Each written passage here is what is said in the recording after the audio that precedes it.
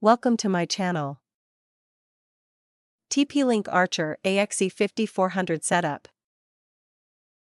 Unboxing and initial setup. Unbox the router. Take everything out of the box, including the router, power adapter, and any cables that came with it. Placement. Choose a central location for your router to ensure optimal Wi-Fi coverage throughout your home or office. Connect power. Plug in the power adapter to the router and then into a power outlet.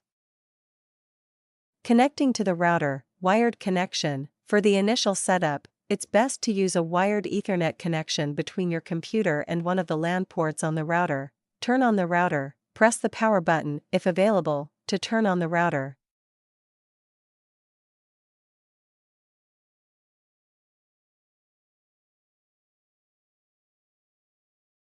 Accessing the router's interface.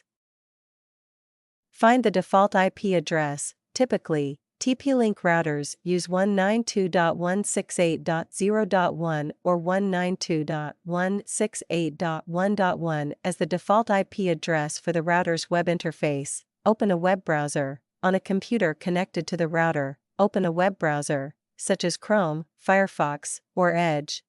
Enter the IP address. Type the default IP address of the router into the address bar of your browser and press Enter. Login credentials. You will be prompted to enter a username and password. Setup Wizard. Run the Setup Wizard. Once logged in, follow the Setup Wizard provided by the router's interface. Configuration. You will need to set up basic configurations such as Internet Connection Type, DHCP, PPPoE, Static IP, etc. Wireless Network Name, SSID, and Password, Admin Password, for accessing the router settings. Firmware Update. Check for updates. It's a good practice to check for firmware updates during the initial setup process. This ensures your router has the latest features and security patches.